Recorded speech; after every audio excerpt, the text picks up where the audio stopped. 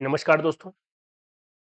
इस वीडियो में हम बात करेंगे transport of gases in blood का जो कार्बन डाइऑक्साइड का ट्रांसपोर्ट है उसके बारे में। हमने ऑक्सीजन का ट्रांसपोर्ट बहुत अच्छे से समझ लिया है, तो इस वीडियो में हम बहुत अच्छे से समझेंगे CO2 का ट्रांसपोर्ट, कार्बन डाइऑक्साइड का परिवहन किस में, रक्त में। तो आइए शुरू करते हैं। अपना टॉपिक है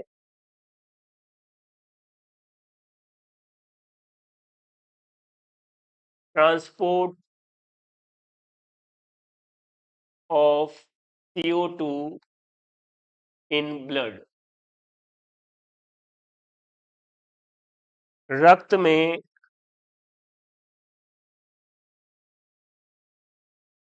कार्बन डाइऑक्साइड का परिवहन, ये टॉपिक रहेगा। बहुत अच्छे से इसको समझना है। देखिए, CO2 का ट्रांसपोर्ट कैसे होगा। सबसे पहला क्वेश्चन तो यही है कि आपके पास तीन तरीके हैं CO2 के ट्रांसपोर्ट के। देख लीजिए, पहला तरीका है प्लाज्मा में घुलित अवस्था में।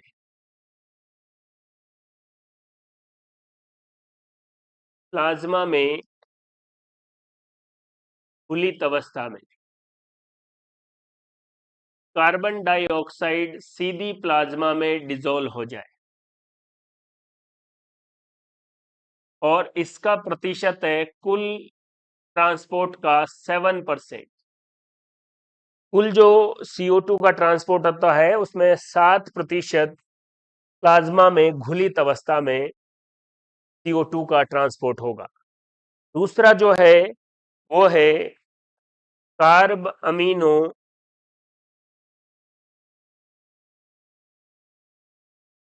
अमीनो यौगिकों के रूप में।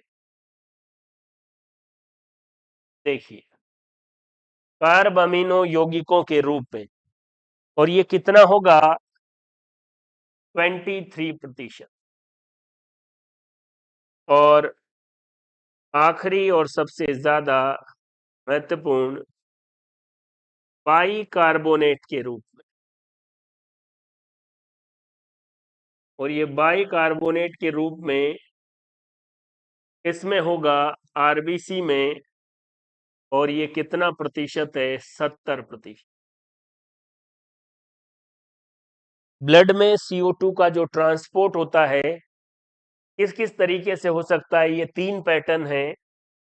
सबसे कम जो होगा वो प्लाज्मा में घुलित अवस्था में, कार्ब अमीनो यौगिकों के रूप में 23%, और बाइकार्बोनेट जो आरबीसी में होगा इस रूप में, मतलब आरबीसी के द्वारा, आरबीसी के अंदर बाइकार्बोनेट बनेंगे और उस फॉर्म में CO2 का ट्रांसपोर्ट होगा। एक जो इंपॉर्टेंट बात है वो तो ये है, जिससे क्वेश्चन भी पूछे जाते हैं, प्लाज्मा में घुलित अवस्था में CO2 का परिवहन जब होता है वो NaHCO3, सोडियम हाइड्रोजन कार्बोनेट या सोडियम बाइकार्बोनेट की फॉर्म में होता है। देख लीजिए, प्लाज्मा में CO2 का परिवहन किस फॉर्म में होगा, सोडियम बाइकार्बोनेट के रूप में। और जो आरबीसी में जिसकी बात कर रहे हैं वो है पोटेशियम बाइकार्बोनेट के रूप में। देख लीजिए,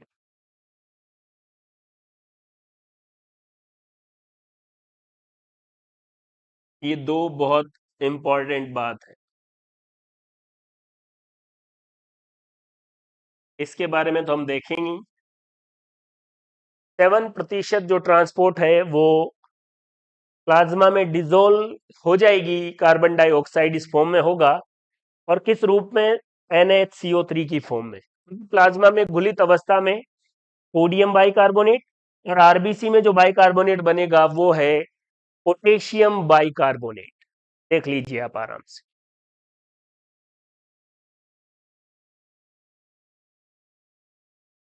चलिए, तो जो पहला पैटर्न था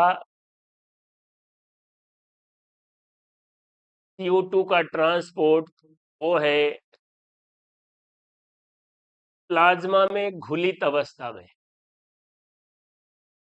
और इसके लिए आपको याद रखना है कि कितना प्रतिशत है, 7। और ये किस रूप में होगा, आपको इतना याद रखना है बस, सोडियम बाइकार्बोनेट की फॉर्म में। प्लाज्मा में CO2 का ट्रांसपोर्ट जब होगा तो कौन सा यौगिक बनेगा, ये आपको याद रखना है। दूसरा जो पॉइंट है उसको ध्यान से समझिए, कार्ब अमीनो यौगिकों के रूप, और इससे कितना प्रतिशत होता है, 23%। देखिए, ये कार्ब अमीनो यौगिक कैसे बनते हैं इसके बारे में आप ध्यान से समझिए। कार्ब अमीनो यौगिक क्या होगा, आपके पास हीमोग्लोबिन है, और इस हीमोग्लोबिन में एक तो होता है हीम ग्रुप और दूसरा होता है ग्लोबिन चेन। और याद कीजिए, ये ग्लोबिन चेन पॉलीपेप्टाइड चेन है, पॉलीपेप्टाइड चेन। ग्लोबिन चेन क्या है, पॉलीपेप्टाइड चेन है, पॉलीपेप्टाइड चेन। इन पॉलीपेप्टाइड चेन के एक सिरे पर, और कौन सा वाला सिरा, जहां पर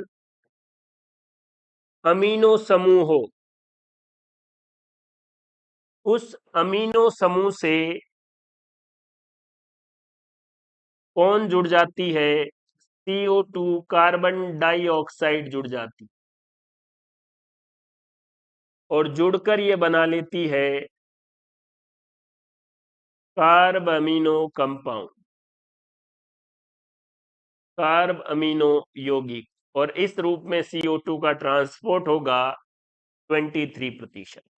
देख लीजिए, कार्ब अमीनो कंपाउंड। हीमोग्लोबिन की जो ग्लोबिन चेन है, उनके अमीनो ग्रुप के साथ CO2 रिएक्ट करके कार्ब अमीनो कंपाउंड बना लेगा, या यूं कह सकते हैं कि हीमोग्लोबिन के साथ सीधा CO2 जुड़ जाएगा। देख लीजिए, यहां से आपको 3 बातें याद रखनी है। हीमोग्लोबिन के साथ CO2 जुड़ गई, हीमोग्लोबिन के साथ ओजोन जुड़ गई, और हीमोग्लोबिन के साथ कार्बन मोनोऑक्साइड जुड़ गई। इनके नाम आपको याद रखने। हीमोग्लोबिन के साथ जब ऑक्सीजन जुड़ती है तो ऑक्सी हीमोग्लोबिन, हीमोग्लोबिन के साथ जब कार्बन डाइऑक्साइड जुड़ रही है तब क्या बोला जाएगा, कार्ब अमीनो कंपाउंड। और हीमोग्लोबिन के साथ जब ओजोन जुड़ रही है, इसको बोला जाएगा मैथ हीमोग्लोबिन। याद रखना है इसको अच्छे से। और हीमोग्लोबिन के साथ जब कार्बन मोनोऑक्साइड जुड़ती है तब टर्म इस्तेमाल होता है कार्बोक्सी हीमोग्लोबिन। ऐसा इसलिए है, आपको कोई कहे कि हीमोग्लोबिन के साथ CO2 जुड़ गई, अब ऐसा लगेगा आपको कि वो कार्बोक्सी हीमोग्लोबिन है। नहीं, कार्बोक्सी हीमोग्लोबिन में हीमोग्लोबिन के साथ कार्बन मोनोऑक्साइड जुड़ी है। अगर ओजोन जुड़ी है तो मैथ हीमोग्लोबिन। और जो दूसरा पैटर्न है कि हीमोग्लोबिन के साथ CO2 जुड़ी है, तो इसको कहा जाएगा कार्ब अमीनो कंपाउंड। और हीमोग्लोबिन के साथ जब ऑक्सीजन जुड़ती है तो बहुत अच्छे से हम समझ चुके हैं इसको बोला जाएगा ऑक्सी हीमोग्लोबिन। तो दो तरीके से मैंने आपको CO2 का ट्रांसपोर्ट समझा दिया है, और हीमोग्लोबिन के साथ कौन सी गैस जुड़ेगी तो उसको किस नाम से जाना जाएगा ये भी समझा दिया है। इस पूरी स्लाइड को अच्छे से देख लीजिए।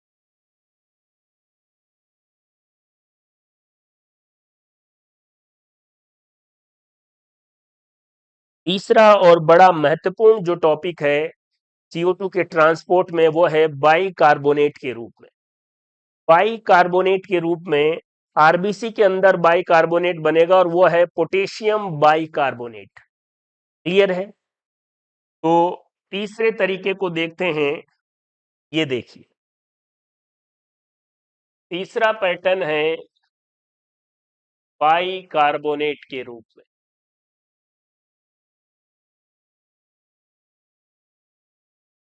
और ये बाइकार्बोनेट के रूप में CO2 का ट्रांसपोर्ट, ये बाइकार्बोनेट कहां बनेगा? आरबीसी में। इस फ्लो चार्ट को बड़े आराम से देखिए, बड़े ही सिस्टमेटिक तरीके से ये मैंने आपको पहले बनाकर समझाया है, ताकि कोई कंफ्यूजन नहीं रहे और कोई गलती या एरर भी नहीं हो, और बिल्कुल क्लियरिटी के साथ ये कॉन्सेप्ट आपके दिमाग में जाए। देखिए, हमारे पास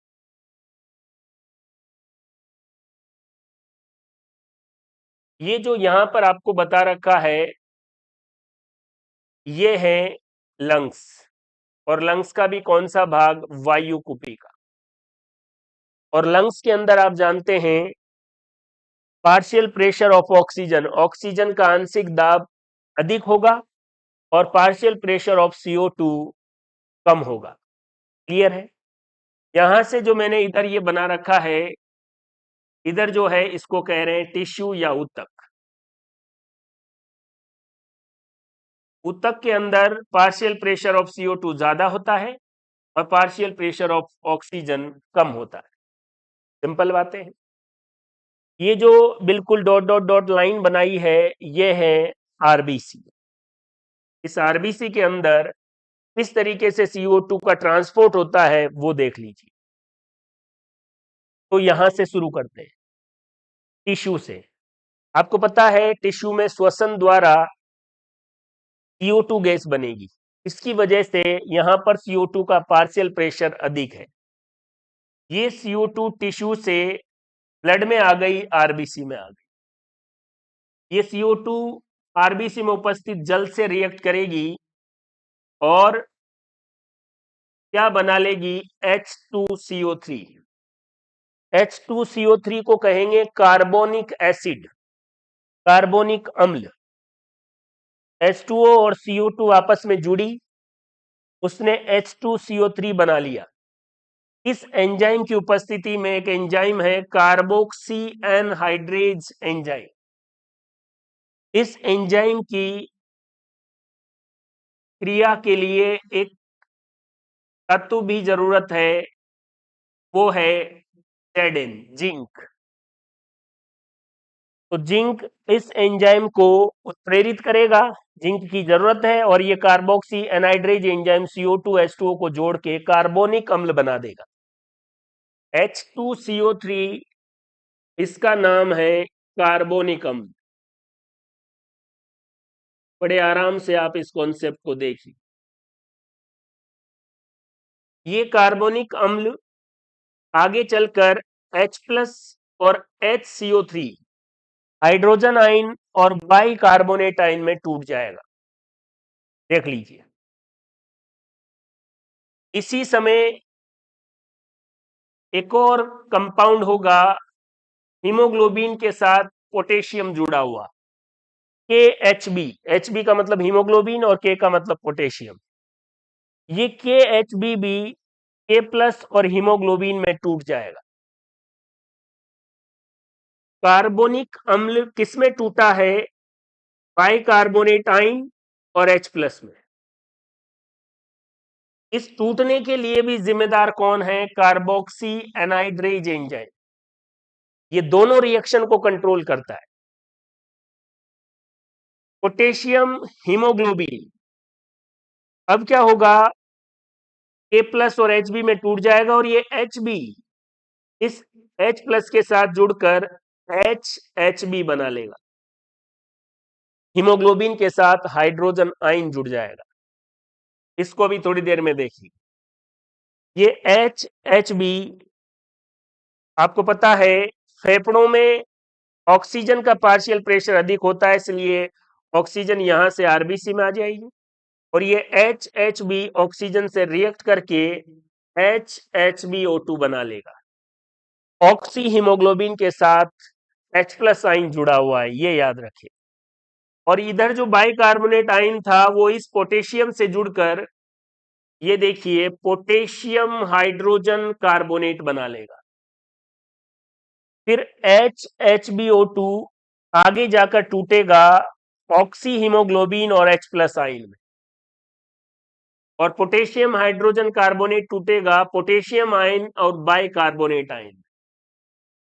यहां से इस H2 का H प्लस आयन और पोटेशियम बाइकार्बोनेट का कार्बोनेट आयन मिलकर फिर से कार्बोनिक एनाइड्रेज एंजाइम द्वारा H2CO3 कार्बोनिक अम्ल बना देगा और ये कार्बोनिक अम्ल फिर से कार्बोक्सी एनाइड्रेज एंजाइम द्वारा टूटकर CO2 और H2O बनाएगा और ये CO2 कहां चली जाएगी? फेफड़ों में वायु कूपिका। देखो फेफड़ों से ऑक्सीजन आरबीसी में चली गई और CO2 बाहर आ गई। फिर यहां पर जो ये K प्लस था, ये देखिए ये HbO2 से जुड़कर KHbO2 बना दिया और ये KHbO2 जब टिश्यू की तरफ जाएगा, क्योंकि वहां पर CO2 का पार्शियल प्रेशर तो क्या है, ज्यादा है और ऑक्सीजन का पार्शियल प्रेशर कम है, इस वजह से इसमें वियोजन होगा और ये KHb और O2 में टूटेगा, ऑक्सीजन टिश्यू में चली जाएगी और ये KHb वापस इस प्रोसेस में शामिल हो जाएगा। इस तरीके से CO2 का ट्रांसपोर्ट होता है बाइकार्बोनेट के रूप में। 70% ट्रांसपोर्ट इसी तरीके से होता है। एक एक तरीका, एक एक स्टेप मैंने आपको अच्छे से समझा दिया है।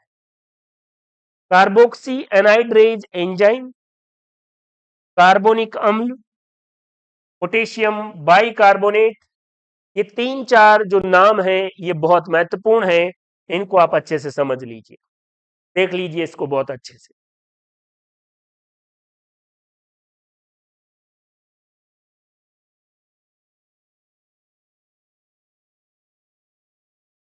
एक महत्वपूर्ण क्वेश्चन ये है कि एक एंजाइम है कार्बोक्सी एनहाइड्रेज एंजाइम,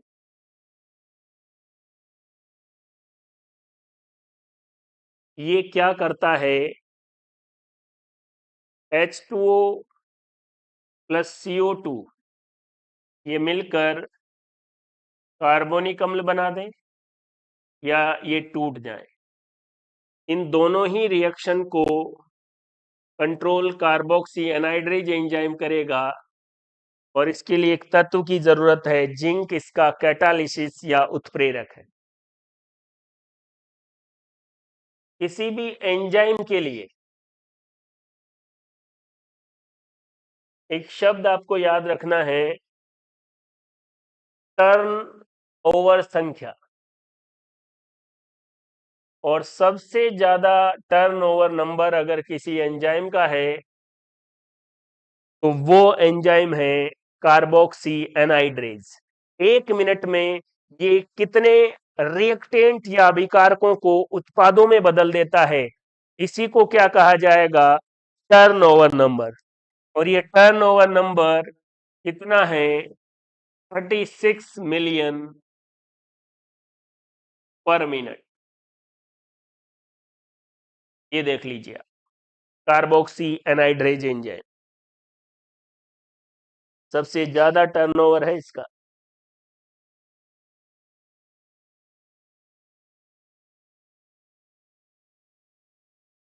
देखिए अब आगे देखते हैं।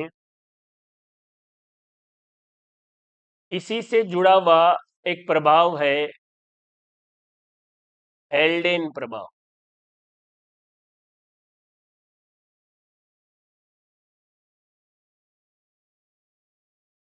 हेल्डेन इफेक्ट, इसको आपको बहुत अच्छे से समझना है। हेल्डेन इफेक्ट क्या होता है? इसके अनुसार ऑक्सी हीमोग्लोबिन, पहली लाइन देखिए, पहले अच्छे से लिखवा देता हूं। इसके अनुसार ऑक्सी हीमोग्लोबिन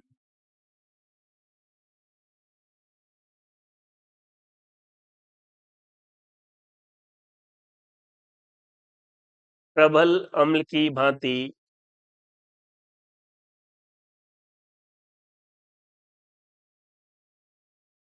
व्यवहार करता है। देख लीजिए, पहली लाइन हेल्डियन प्रभाव की, हेल्डेन इफेक्ट की, ऑक्सी हीमोग्लोबिन प्रबल अम्ल की भांति व्यवहार करता है। इससे क्या होगा? इससे जब प्रबल अम्ल हो जाएगा तो ये माध्यम में H+ आयन मुक्त करेगा। देखो, पहली वाली लाइन अच्छे से पढ़ो, दूसरी अपने आप याद हो जानी है कि जब प्रबल अम्ल हो जाएगा तो H+ आयन मुक्त करेगा। देखिए फिर क्या होगा? जो बाइकार्बोनेट आयन है वो इस H+ आयन से मिलकर क्या बना लेते हैं? कार्बोनिक अम्ल बना लेते हैं। देख लीजिए, बाइकार्बोनेट आयन क्या बना लेंगे? कार्बोनिक अम्ल। फिर ये कार्बोनिक अम्ल आगे चलकर जल व CO2 में वियोजित हो जाता है, टूट जाता है। जो बातें अपन पढ़ चुके हैं उसी को एक सिस्टेमेटिक फॉर्म में मैं आपको बता रहा हूं, क्योंकि कई बार ये हेल्डेन इफेक्ट आप बार बार पढ़ते हैं, भूल जाते हैं। एक सिस्टेमेटिक तरीके से बता रहा हूं ताकि आप भूले नहीं, अच्छे से आपको चीजें याद रहें। देख लीजिए, और ये वियोजित हो जाएगी और ये CO2 फेफड़ों द्वारा बाहर कर दी जाएगी। देख लीजिए, आराम से स्लाइड को देखिए।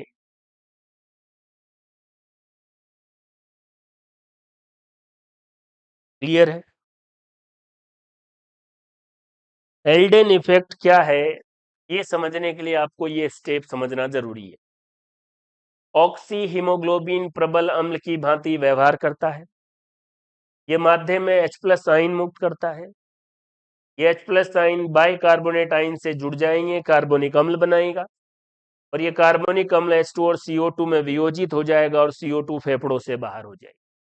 तो यहां तो हमें एक बात ये पता लगी कि ये हेल्डेन इफेक्ट अगर आपसे पूछा जाए तो ये किससे संबंधित है? फेफड़ों से संबंधित। देख लीजिए,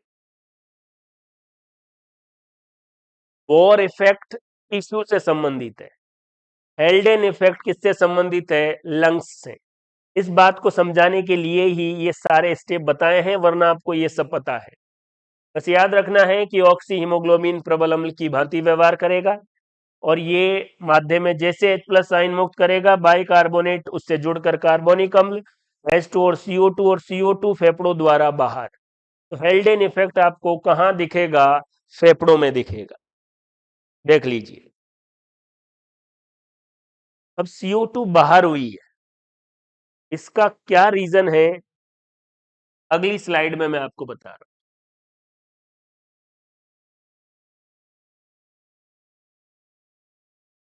हेल्डेन प्रभाव,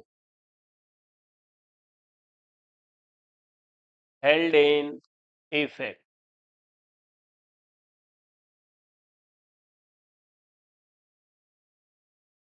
मैं यहां पर ये एल्वियोलाई बना दिया, फेफड़ों की संरचनात्मक और क्रियात्मक इकाई वायु कुपिका। अभी हमने देखा था कि यहां पर कार्बोनिक अम्ल बन गया, और ये जो कार्बोनिक अम्ल बना है, ये जो स्ट्रक्चर है, ये आरबीसी। देख लीजिए, सारी चीजें हम अच्छे से पढ़ चुके हैं। यहां पर कार्बोनिक अम्ल है, आरबीसी है, ये एयर एल्वियोलाई है। यहां पर आप एक चीज याद रखें, आपको पता होनी चाहिए, यहां पर ऑक्सीजन का पार्शियल प्रेशर ज्यादा होगा और CO2 का पार्शियल प्रेशर कम होगा। अब CO2 का पार्शियल प्रेशर कम है और ऑक्सीजन का पार्शियल प्रेशर ज्यादा है, ऑक्सीजन की मात्रा ज्यादा हो गई। देख लीजिए, यहां पर, या यहां लिख देता हूं, एल्वियोलाई में पार्शियल प्रेशर ऑफ ऑक्सीजन ज्यादा, इस वजह से ऑक्सी हीमोग्लोबिन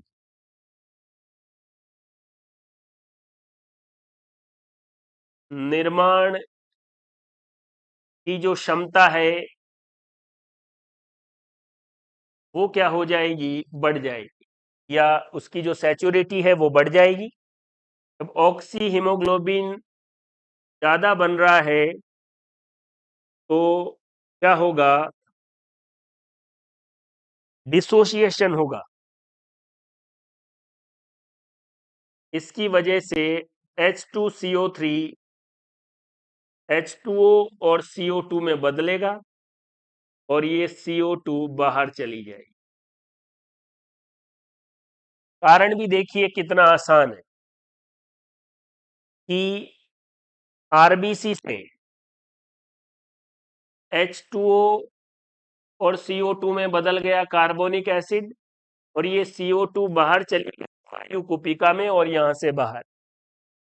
तो ये H2CO3 H2O और CO2 में क्यों बदला है, इसका कारण है कि वायु कुपिकाओं में ऑक्सीजन की मात्रा ज्यादा है, और जब ऑक्सी हीमोग्लोबिन का निर्माण बढ़ता है, उसके निर्माण की दर बढ़ती है, तो कार्बोनिक अम्ल के टूटने की दर बढ़ेगी और CO2 वायु कुपिकाओं से बाहर वायुमंडल में चली जाएगी। इसी प्रभाव को क्या कहेंगे, हेल्डेन इफेक्ट। हेल्डेन इफेक्ट क्या है, जिसको हम बिल्कुल डर के परेशान होके समझते रहते हैं, बिल्कुल इजी वे में मैंने आपको बताया और आपको समझ में आया होगा कि ऐसी कोई बात है नहीं, केवल नाम से ही हम डर रहे हैं।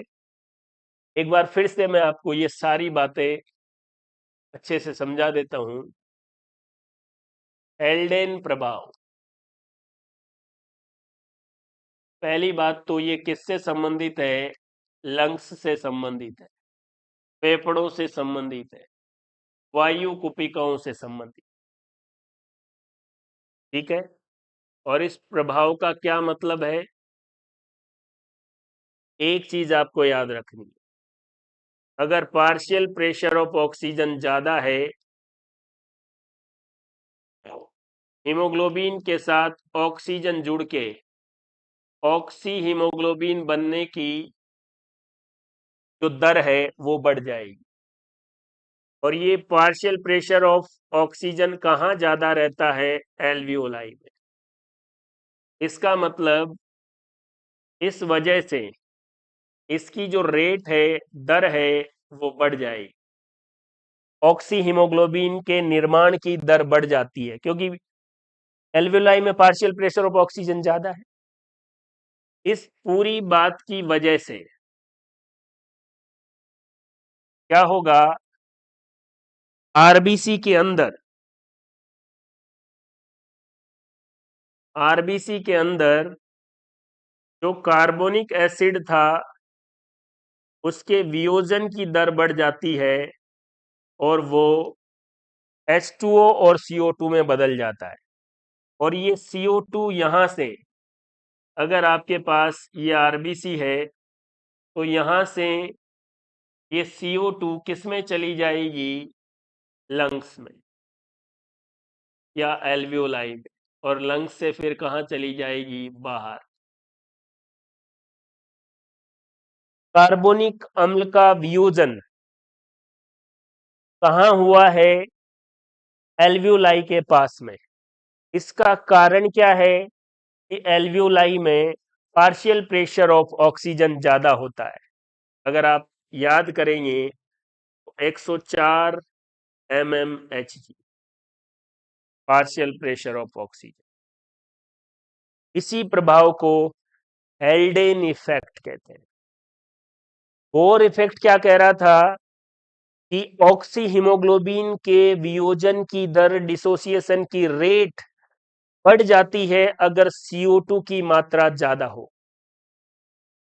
उसका अपोजिट की कार्बोनिक एसिड के डिसोसिएशन की रेट बढ़ जाती है अगर कहीं पर पार्शियल प्रेशर ऑफ O2 ज्यादा हो या ऑक्सीजन की मात्रा ज्यादा हो। ऑक्सीजन की मात्रा ज्यादा होने से ऑक्सी हीमोग्लोबिन के निर्माण की दर बढ़ती है और इसके परिणाम स्वरूप कार्बोनिक एसिड के डिसोसिएशन की रेट बढ़ती है और आरबीसी से CO2 कहां चली जाएगी? लंग्स के अंदर। यह है हेल्डेन प्रभाव। और हेल्डेन प्रभाव किससे संबंधित है? लंग्स से संबंधित है।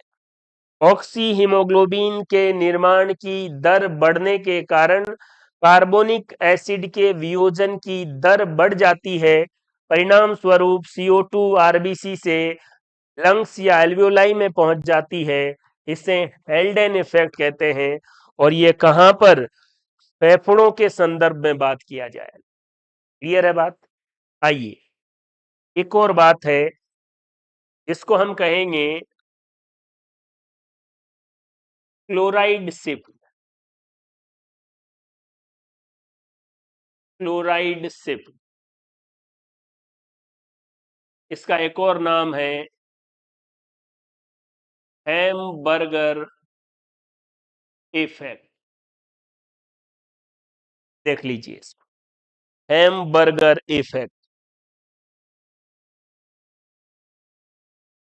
क्या है ये?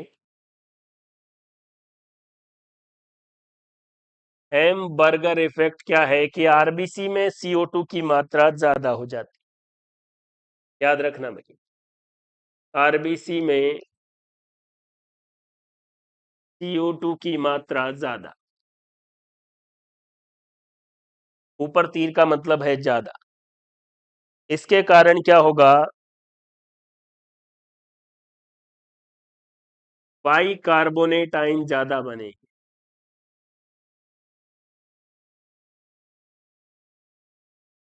बाइकार्बोनेट आयन ज्यादा बनेंगे। जब आरबीसी में CO2 की मात्रा ज्यादा हो जाएगी तो बाइकार्बोनेट आयन ज्यादा हो जाएंगे। देखिए, ये हमारी आरबीसी है।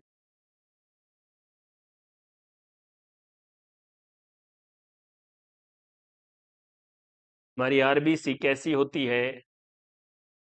बाइकॉनकेव, उभयावतल। उभयावतल, बाइकॉनकेव। आरबीसी में CO2 ज्यादा, बाइकार्बोनेट ज्यादा, तो आरबीसी के अंदर बाइकार्बोनेट ज्यादा हो गए। जब बाइकार्बोनेट ज्यादा हो गए तो फिर एक चीज बनाए रखनी पड़ेगी और वो है आयनिक साम्य, आयनिक इक्विलिब्रियम। इस आयनिक इक्विलिब्रियम या आयनिक साम्य बनाए रखने के लिए बाइकार्बोनेट आयन आरबीसी से बाहर कहां चले जाते हैं? प्लाज्मा में। और इस प्लाज्मा में क्या होता है, NaCl होता है। तो होता क्या है कि ये बाइकार्बोनेट आयन NaCl के Na से रिएक्ट करते हैं और सोडियम हाइड्रोजन कार्बोनेट बना देते हैं। जो मैं आपको कह रहा था कि प्लाज्मा में घुलित अवस्था में जो CO2 का परिवहन है वो सोडियम हाइड्रोजन कार्बोनेट के रूप में होगा। और फिर NaCl का Na तो काम में आ गया और ये Cl माइनस प्लाज्मा से कहां आ जाता है, आरबीसी। ध्यान से देखिए, हेमबर्गर इफेक्ट या क्लोराइड शिफ्ट क्या है कि आरबीसी में CO2 की मात्रा ज्यादा हो गई, बाइकार्बोनेट ज्यादा। अगर ये आयन ज्यादा होंगे तो दिक्कत हो जाएगी। तो आयनिक इक्विलिब्रियम बनाए रखने के लिए बाइकार्बोनेट आयन को आरबीसी से प्लाज्मा में भेज दिया।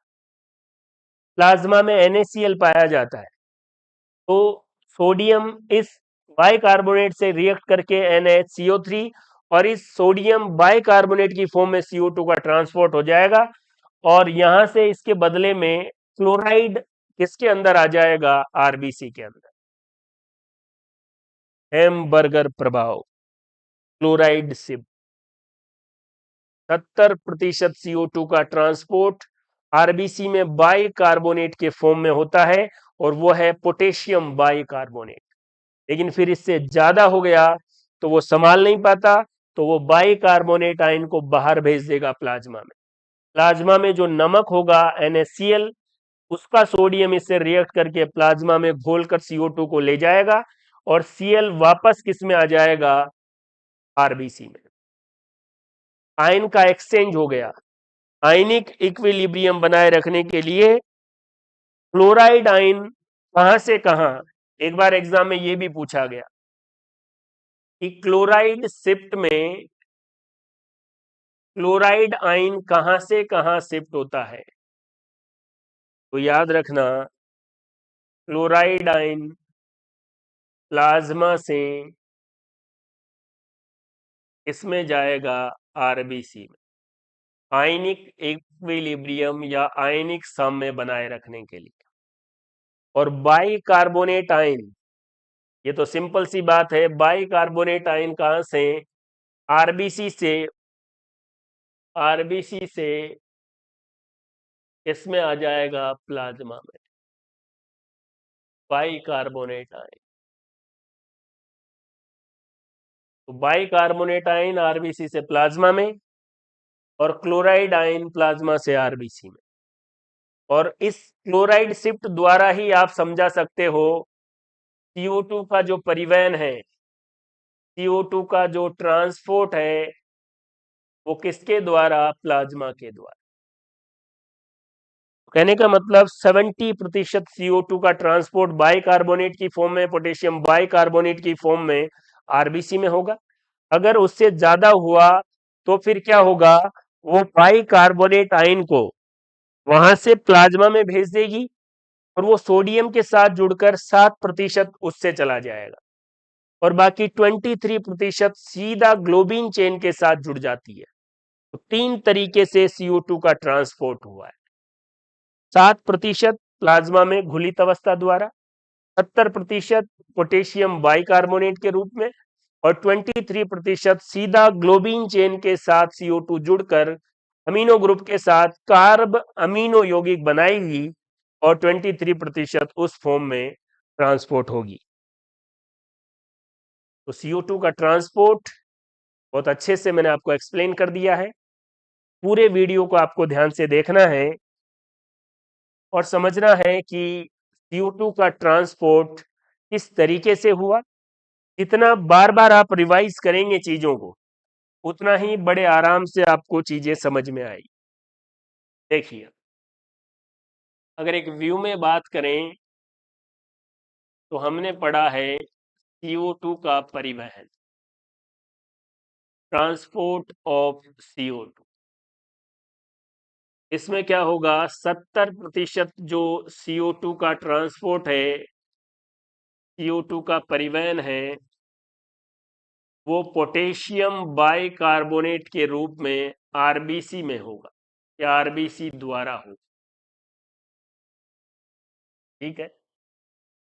उसके बाद इसी आरबीसी में हीमोग्लोबिन पाया जाता है। इस हीमोग्लोबिन की जो ग्लोबिन चेन है उसके साथ CO2 जुड़ जाएगी और क्या बना देगी, कार्ब अमीनो यौगिक। और ये कार्ब अमीनो यौगिक से CO2 का ट्रांसपोर्ट कितना होगा, 23%। इसके बाद अगर आरबीसी के अंदर CO2 की मात्रा ज्यादा हो गई तो इस आरबीसी में बनने वाला बाइकार्बोनेट आयन प्लाज्मा में आ जाएगा। प्लाज्मा में बाइकार्बोनेट आयन और इसी प्लाज्मा में सोडियम क्लोराइड भी होता है। तो ये सोडियम क्लोराइड के Na से रिएक्ट करके और घुलित अवस्था में सोडियम बाइकार्बोनेट के रूप में, और ये कितना है, 7%। जब बाइकार्बोनेट प्लाज्मा में आया तो इसके आयनिक इक्विलिब्रियम को बनाने के लिए प्लाज्मा से क्लोराइड आरबीसी में चला गया। इसी को कहा जाएगा हैमबर्गर इफेक्ट या क्लोराइड शिफ्ट। और एक और बात जिसको हम कह रहे हैं हेल्डेन प्रभाव, और ये हेल्डेन प्रभाव कहाँ होगा, एल्वियोलाई या फेफड़ों से संबंधित है। और ये हेल्डेन प्रभाव क्या है, इन फेफड़ों में, लंग्स में ऑक्सीजन ज्यादा है, ऑक्सीजन ज्यादा है, ऑक्सी हीमोग्लोबिन के निर्माण की दर ज्यादा है, और ऑक्सी हीमोग्लोबिन के निर्माण की दर ज्यादा है तो कार्बोनिक एसिड टूटकर H2O और CO2 में बदलने की दर ज्यादा है, और इस कारण से CO2 एल्वियोलाई में आ जाती है और बाहर वातावरण में चली जाती है। ये CO2 का ट्रांसपोर्ट एक नजर में मैंने आपको समझा दिया है। जितना बार आप रिवाइज करते जाएंगे आपको सारी चीजें इजी लगती हुई चली जाएगी। तो देख लीजिए, कोई भी बड़ा काम नहीं है। इस तरीके से आप CO2 का ट्रांसपोर्ट समझ सकते हैं। बस आरबीसी में किस फॉर्म में होता है, प्लाज्मा में किस फॉर्म में होता है। वास्तव में क्लोराइड शिफ्ट या हैमबर्गर प्रभाव, ज्यादा CO2 हो गई थी आरबीसी के पास तो उन्होंने प्लाज्मा में छोड़ दी, तो 7% वहां से चली गई, 23% यहां से आ गई। हेल्डेन इफेक्ट कहां होगा, फेफड़ों में। और क्या है हेल्डेन इफेक्ट का मतलब, कि ऑक्सीजन की मात्रा जब फेफड़ों में ज्यादा है, एल्वियोलाई में पार्शियल प्रेशर 104 mmHg है, तो इसकी वजह से क्या होगा, ऑक्सी हीमोग्लोबिन के निर्माण की दर बढ़ जाएगी। दर बढ़ जाएगी तो कार्बोनिक एसिड के डिसोसिएशन की दर क्या हो जाएगी, और बढ़ जाएगी। डिसोसिएशन की दर बोल रहा हूं, वियोजन की दर। और CO2 आरबीसी से एल्वियोलाई में और बाहर। क्लियर है। बहुत ज्यादा बार मैंने CO2 का ट्रांसपोर्ट बार बार रिपीट कर दिया है। आपको इस वीडियो में लगेगा कि फिर वही चीज बार बार क्यों बता रहा है। मैं ये बताना चाह रहा हूं कि किताबों में जो बातें बहुत सारे पेजेज में लिखी हुई है और उलझे हुए तरीकों से लिखी हुई है, अगर आप बार बार पढ़ने लगे तो केवल और केवल एक पेज में उसको कंक्लूड किया जा सकता है। तो जितनी बार आप चीजों को रिवाइज करेंगे, समझेंगे, उतना ही आपकी तैयारी बेहतरीन होगी। केवल जल्दी जल्दी पढ़ने से, पन्ने पलटने से ऐसे कोई काम नहीं होने वाला है। आप किसी टॉपिक को लो और कितनी बार रिवाइज कर सकते हैं, उसके बाद जो आपके नोट्स बनेंगे, शॉर्ट नोट्स बनेंगे, वो बेहतरीन बनेंगे और टू द पॉइंट और एग्जाम ओरिएंटेड बनेंगे। क्लियर है। तो ये था CO2 का परिवहन। पूरे वीडियो को ध्यान से देखो, अच्छे से नोट्स बनाओ। थैंक यू, धन्यवाद।